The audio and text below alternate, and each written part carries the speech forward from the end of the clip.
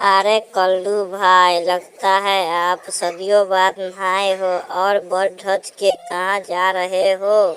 हाँ भाई, मेरे सास ससुर ने कई बार बुलाया लेकिन मैं आज तक नहीं गया। और अब तो सासू माँ जिद कर बैठी है। दामाद जी, आपको आना ही पड़ेगा। बस मैं उनके सामान रखने के लिए जा रहा हूँ। ठीक है भाई, जाओ, लेकिन वहाँ ठीक से रहना। वो ससुराल है, अपना घर नहीं। ठीक है भाई, मैं अभी चलता हूँ। मुझे शाम तक अपना ससुराल भी पहुँचना है। अरे आइए आइए दामाद जी, आपको यहाँ तक आने में तकलीफ तो नहीं हुई। नहीं माँ जी, कोई परेशानी नहीं हुई। बस रास्ते में पेट्रोल खत्म हो गया था। मैं 3 किलोमीटर गाड़ी को धकेल कर लाया हूँ, लेकिन रास्ते में कोई पेट्रोल पंप की दुकान नहीं देखी। बस सिर का पसीना एड़ी की चोटी पर आ गया था। बेचारा दामाद जी थक गए होंगे। अब हाथ मुंह धोकर आराम करो, मैं तब तक लिए आपको मैं चाय बनाकर लाती हूँ। ठीक है माँ जी।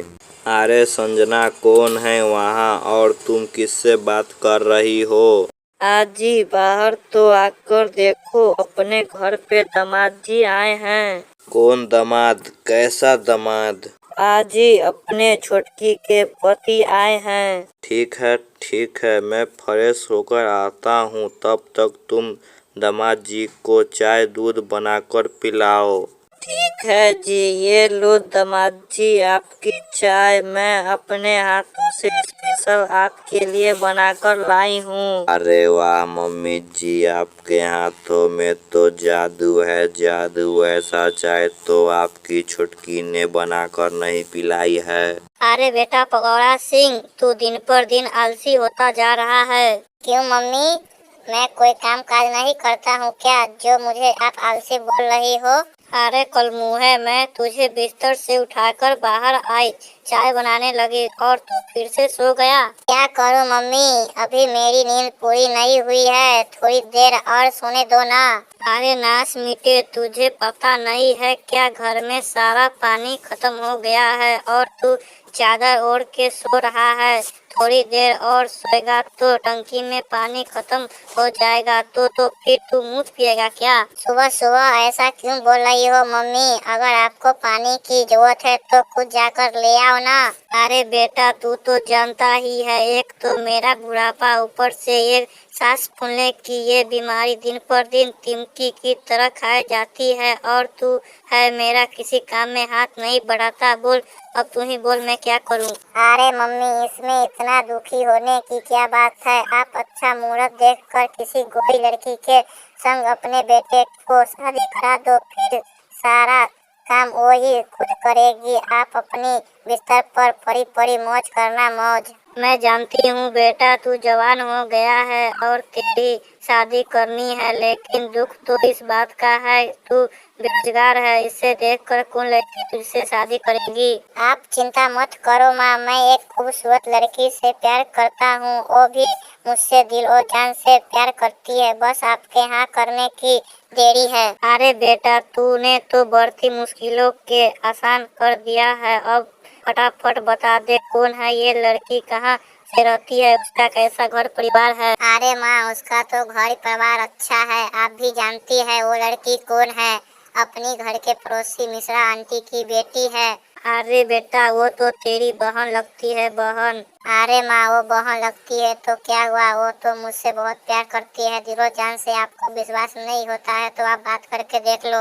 हाय लागू आंटी जी, आपको मैं बहुत ख्याल रखूंगा, आप अपने बेटे से शादी करवा दीजिएगा। अरे तुम तो भाई बहन लगते हो, रिश्ते में तो फिर कैसे शादी होगी, बोलो। बस माँ, आप मुझे इससे शादी नहीं होने देगी तो मैं इसे भगा कर ले जाऊंगा और मैं शादी वहीं पे कर लूंगा, फिर आप मुझे ढूंढते रहना। ठीक है बेटा, तुम दोनों कर लो, अगर कुछ होगा तो मुझे नहीं बोलना। माँ, ओ माँ, मैं नहाने जा रहा हूँ, शांति कमरे में सोई हुई है, तुम उसे उठा देना और बोल देना मेरे लिए खाना बना कर रखे।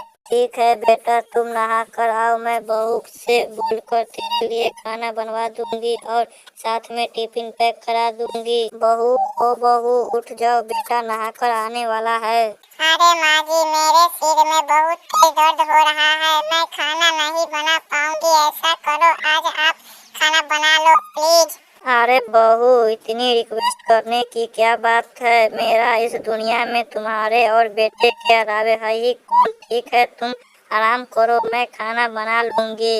माँ, ओ माँ, बन गया खाना। और मेरा टिफिन तैयार हुआ कि नहीं? हाँ बेटा, खाना बन गया, खा लो। ठीक है माँ, अब हम जाते हैं काम पे।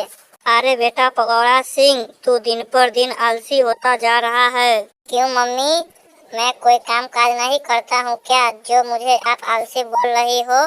अरे कल मुँहे, मैं तुझे बिस्तर से उठाकर बाहर आई, चाय बनाने लगी और तू फिर से सो गया। क्या करूँ मम्मी, अभी मेरी नींद पूरी नहीं हुई है, थोड़ी देर और सोने दो ना। अरे नाश मिटे, तुझे पता नहीं है क्या, घर में सारा पानी खत्म हो गया है और तू चादर ओढ़ के सो रहा है। थोड़ी देर और सोएगा तो टंकी में पानी खत्म हो जाएगा, तो फिर तू मुँह पिएगा क्या? सुबह सुबह ऐसा क्यों बोल रही हो मम्मी? अगर आपको पानी की जरूरत है तो खुद जाकर ले आओ ना।